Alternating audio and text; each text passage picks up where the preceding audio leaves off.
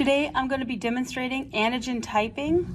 I do want to remind you that antigens, we always use the product inserts. So yes, you have the instructions for this in your lab manual, but I want to make sure that you're aware that you're using your antigen inserts.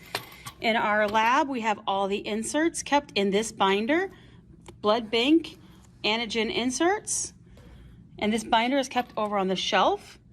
So today we're going to type this patient for anti-E. So I've pulled out the reagent information for anti-E. Now, every antigen that you're going to be typing for has different instructions. You want to always make sure to find the information form of what you are looking for that matches the antiseras that you are going to be using. We always do tube typing, so if you read through all the information, you'll see there's slide typing down here, and then on the back is the tube method. This one's actually even highlighted for us. So those are the instructions I'm going to be following while I'm doing this. Another reminder, always make sure that you're going to run controls. Every day of use that we use the antiseras, we are going to be running controls. I pulled out one of the antisera racks today. This is the one that we're going to be using today because I'm going to be typing for anti-big E. So because of that, I pulled out this rack. There are other racks with other antiseras in them, but make sure you find the one you're looking for and make sure that it matches your product insert. I've already made a 3% wash suspension of our patient's cells. So our patient's last name is Bowl, Orville K. Bowl.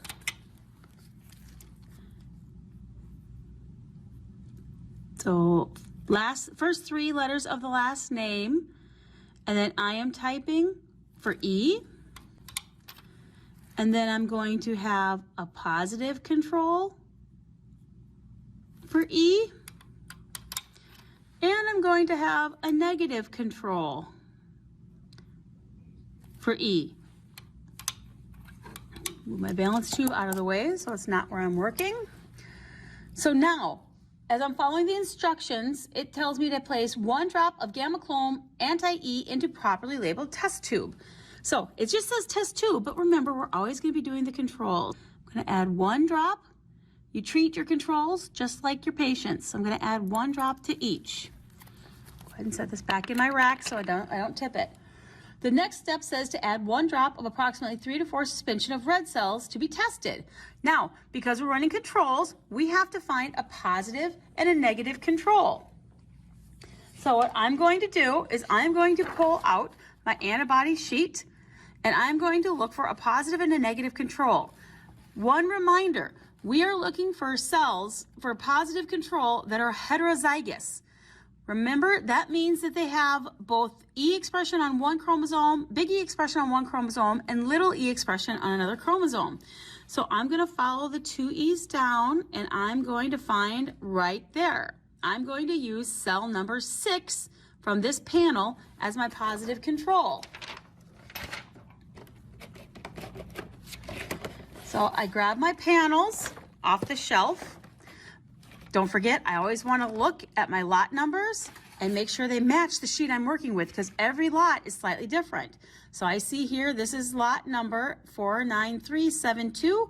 I look at my sheet, lot number 49372. They both match. You want to make sure they match the expiration date and the expiration date. So you always want to make sure you're looking at the right cells because if I grab the wrong panel, they're not going to line up. So looking here, my cell number 6 was the one that I determined was heterozygous positive. So I'm going to go ahead and mix this. I've already gotten it pretty well mixed. I'm going to go up and down a couple times. I'm going to add 1 nice drop to my positive tube. Note that I always check what I'm putting into the tubes, and you saw how I turned that tube around to double check it before I actually ran it.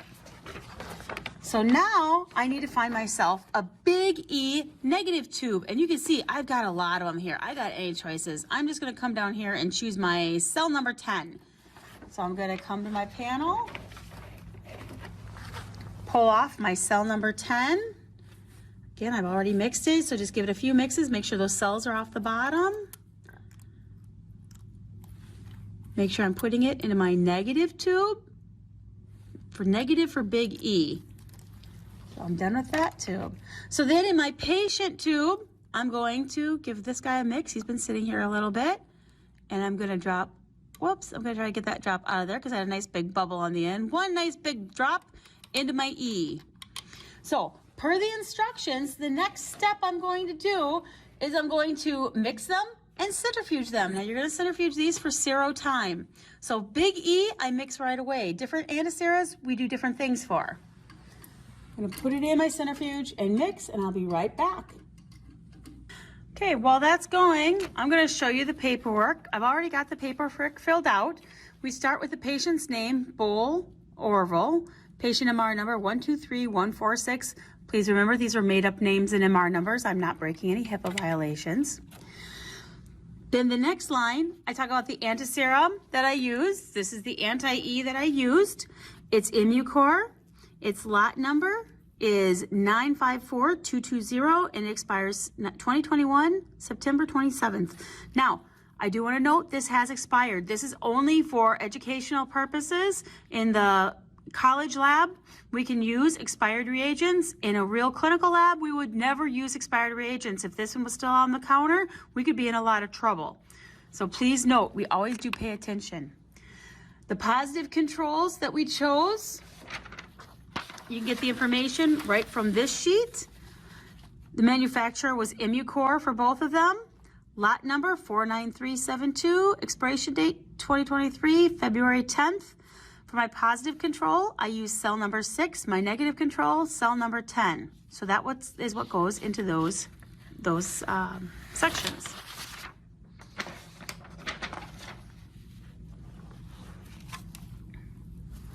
So now my centrifuge is done. I'm going to pull out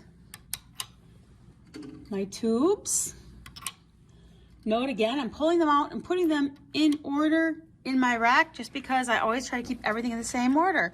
I'm going to start reading them. So the first one I'm going to read is my positive control. I'm going to bring it over. Remember, my lighted agglutination viewer is all the way up by me here. I'm going to spin or do tiny little shakes, and then I'm going to roll it. And that's a nice 4+. That's a pretty big positive for my positive control. So this goes under immediate spin. For antigen typing, sometimes you do an immediate spin. Sometimes you do 37 incubations for 5 minutes, 15 minutes. All the different instructions that you're going to have are going to be slightly different. So you want to make sure to put these in the columns that they most belong. So my negative control, I'm going to grab. Little shake and tilt. I'm looking really close to that mirror, making sure I'm not missing anything. The buttons are wisping off. These little smoke wisps is what they look like. So that's kind of leading me to believe it's probably gonna be negative, but I can't read it till the whole button's off. There are my buttons off. I look nice and close, and my negative control is a negative. Now I'm gonna do my patient typing. That's this guy here. So I'm going to do a little shake and a little roll. And he is coming off like in little smokes, just like our negative control. Okay, it is also negative, so my patient result is negative. That goes here under patient typing. Now, patient control is what I would do if I were setting one up with the gamma clone control. This is where we would take the patient and add this. This, remember, has everything in it except for the actual antibodies. But we already had done this patient. I didn't show you the paperwork, but we did this patient and we did the anti-D when we typed the patient, so I didn't have to set up another tube today. If I had not already done it, I would have done it there to make sure that the patient wasn't reacting to something else. The numbers here on the side, if we do have a patient that we need to type in a cross match for, if that patient has a positive antibody, we want to make sure we could type those units. That's where the unit numbers would go, and there's spots here for up to 6 units that we could type for that antigen if we needed to type an antigen, a unit for an antigen.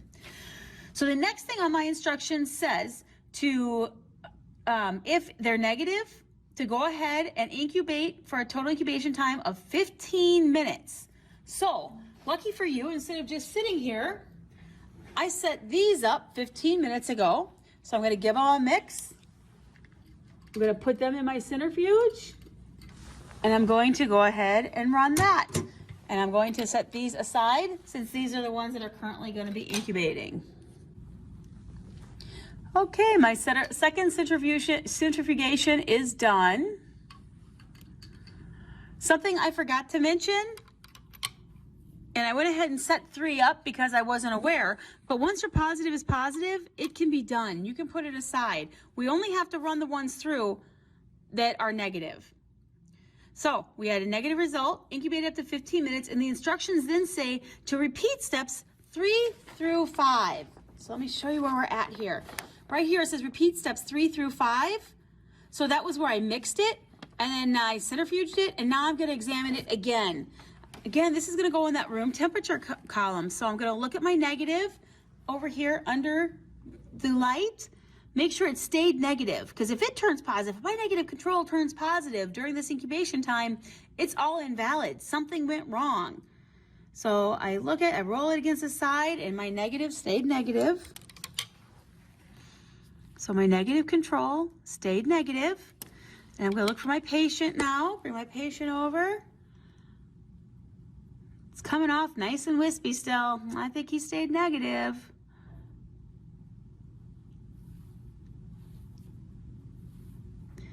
Roll it down the side to see what my cells look like. That looks nice and negative to me. So that was my patient. My patient typed as negative. So now interpretation, my positive control was positive. My negative control was negative. And my patient was negative. Tested by me.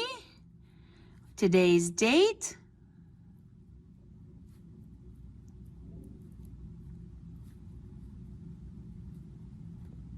So there are my results for the antigen typing. So I know that this patient, Orville Bowl, does not have E antigen on his cells. Because he doesn't have E antigen on his cells, if I had a positive antibody ID that identified out as anti-big E, it is very likely that he could truly have the E. This is what final check we'll do when we get to antibody ID. But right now for antigen typing, for anti-E, he's negative.